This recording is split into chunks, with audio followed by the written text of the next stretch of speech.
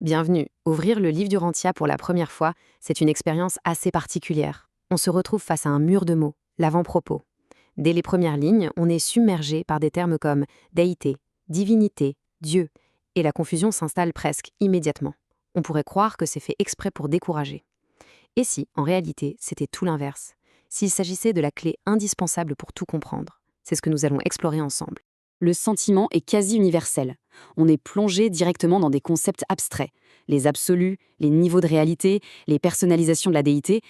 Pas de récit, pas de personnage pour nous guider, juste une terminologie dense, presque impénétrable.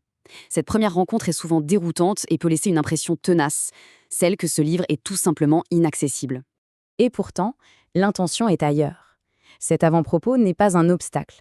Il faut plutôt le voir comme une sorte de guide, de lexique, spécialement conçu pour nous accompagner dans la lecture des fascicules qui suivent. C'est une grammaire conceptuelle, la fondation sur laquelle tout repose. Sans cette base, l'immense architecture cosmologique du livre resterait un labyrinthe sans issue. Chaque terme est une pièce essentielle du puzzle. Alors, pour y voir plus clair, nous allons décomposer cette structure. Nous allons suivre un chemin logique en 4 étapes. D'abord, on va s'arrêter sur la distinction fondamentale entre déité et Dieu. Ensuite, on explorera ce que le livre appelle les piliers de l'existence. Puis, on touchera à l'architecture ultime de la réalité. Et enfin, on assemblera toutes ces pièces pour révéler la carte conceptuelle qui rendra la lecture du livre possible et fascinante. Commençons par la clé de voûte, celle qui déverrouille vraiment tout le reste, la différence, si importante, entre le concept de déité et celui de Dieu.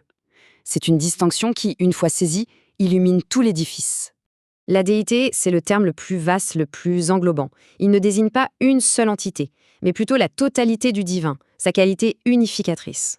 Cette déité peut se manifester à travers des personnalités, bien sûr, mais elle peut aussi exister dans des états qui ne sont pas personnels. Le texte les appelle prépersonnels, imaginez une conscience avant même qu'elle ne devienne quelqu'un, ou superpersonnelle, c'est-à-dire qui transcende ce que nous connaissions de la personnalité. C'est le concept global. Et c'est ici que tout s'éclaire. Le mot Dieu, lui, est toujours utilisé pour désigner une personnalité. La déité, c'est le grand tout du divin. Dieu, c'est une de ses expressions personnelles et conscientes. Le livre précise d'ailleurs que le terme Dieu se rapporte le plus souvent à la personne du Père universel, qui est la première personne de la déité. Cette comparaison permet de bien fixer les idées. D'un côté, la déité, c'est la totalité, la qualité d'unité sur tous les niveaux, une réalité qui peut même être impersonnelle. De l'autre côté, Dieu, c'est toujours une personnalité, un titre spécifique comme Dieu le Père, Dieu le Fils ou Dieu l'Esprit. La déité est le concept, Dieu est la personne.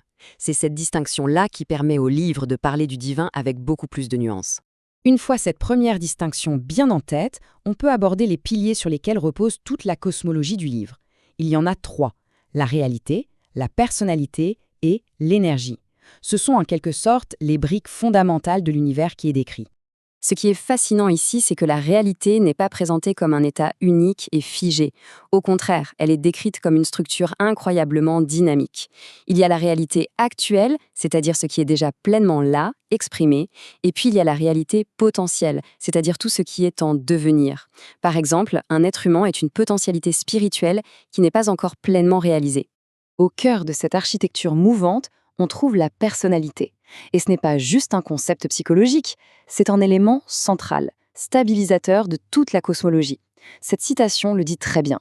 Dans un univers en perpétuel changement, la personnalité, c'est ce qui demeure, c'est notre ancre.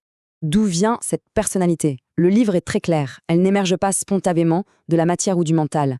Elle est décrite comme un don exclusif du Père universel, qui vient se superposer à l'énergie.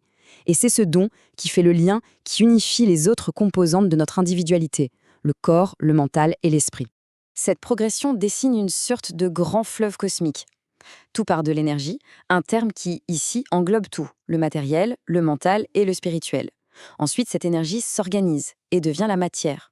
Puis, le mental apparaît, agissant comme un pont entre la matière et l'esprit. Et enfin, l'esprit, qui est présenté comme la plus haute réalité personnelle, le but ultime de l'existence. Bon, on entre maintenant dans les concepts les plus abstraits. Il faut les voir comme les fondations ultimes de la réalité et la structure relationnelle qui se trouve au cœur de tout. Ces 3 absolus, il faut les imaginer comme le cadre ultime de la réalité, son horizon métaphysique. L'absolu de déité, c'est le potentiel infini de tout ce qui est divin. L'absolu non qualifié, c'est le potentiel de tout ce qui est non personnel, la mécanique cosmique en quelque sorte. Et enfin, l'absolu universel, c'est ce qui harmonise les deux, ce qui unifie le divin et le non divin en une seule et même réalité. Au centre de la réalité personnelle de la déité, on trouve la Trinité du paradis, l'union de 3 personnes divines et éternelles. Le Père est la source originelle de tout, le Fils est l'expression parfaite de cette source, et l'Esprit est l'acteur conjoint, celui qui intègre leur volonté commune dans l'univers. Il ne faut donc pas voir ça comme un concept statique. C'est une union vivante, fonctionnelle, dynamique. Leurs actions sont parfaitement coordonnées, intégrées, et elles forment le cœur de l'administration divine de toute la création. Voilà. Maintenant qu'on a toutes les pièces en main, on peut les assembler et enfin voir l'image complète. Voici donc notre carte conceptuelle, notre boîte à outils. La déité, c'est la totalité du divin. Dieu, c'est son expression personnelle. La réalité, c'est une structure à plusieurs niveaux, dynamique. La personnalité, c'est le don unificateur au cœur de l'expérience. L'énergie, c'est ce continuum qui devient matière, mental et esprit. Les absolus, ce sont les limites ultimes de l'existence. Et les trinités, les relations au centre de tout. Toutes ces clés s'emboîtent et forment une cosmologie cohérente. Alors, pourquoi cet avant-propos si dense était-il nécessaire ? Tout simplement parce que le livre établit une cosmologie si unique, si spécifique, qu'il ne pouvait pas se contenter d'utiliser des termes existants sans créer d'immenses confusions.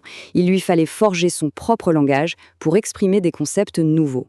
Avec cette compréhension, l'avant-propos change complètement de nature. Il passe d'un obstacle intimidant à un outil indispensable. Ce n'est plus un mur, c'est une porte d'entrée. C'est la clé qui permet de déverrouiller la structure et la signification de tout l'ouvrage. La carte est désormais assemblée. La question logique est donc, par où commencer l'exploration ? Le livre lui-même nous guide. Il ouvre avec le fascicule 1, qui s'intitule « Le Père universel ». Ce sera donc notre prochaine étape. Qui est-il selon ce texte ? La réponse se trouve au cœur de tout ce qui suit. On explorera ça ensemble la prochaine fois.